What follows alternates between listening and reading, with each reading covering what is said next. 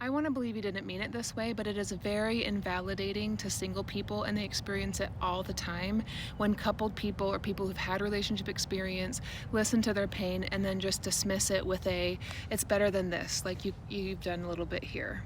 I know often that the intent isn't to be invalidating. It is to say, hey, I went through this really horrible experience and maybe I wish I would have, and fill in the blank.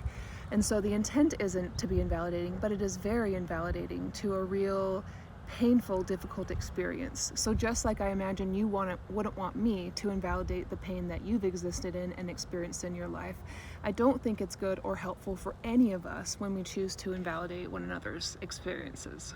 That is one of the difficulties that I think about the long-term single experience that people don't realize, is that our pain is constantly invalidated by society, by friends, by family, while at the same time we're asked to listen to all of the other pain. Like, I can't tell you the many, many times I've listened to my friends about their relationship pain, and anytime I tried to express loneliness, I would often get back this like, well, at least. And as we know, at least doesn't help anything. That puts a barrier between the two of us, and it puts this echelon of pain. And we don't need to have the pain Olympics. We just need to be able to validate one another and see our experiences.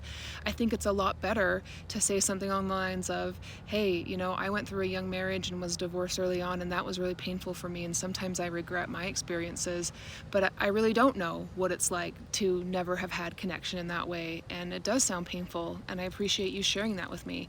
Like, something like that is better, because then we're like together, we're sharing our pain, we're sharing our experiences, and we're building connection, versus we're isolating one another by not letting each other have real life experiences. Often when people go through difficult experiences, they can tend to over-identify with their pain.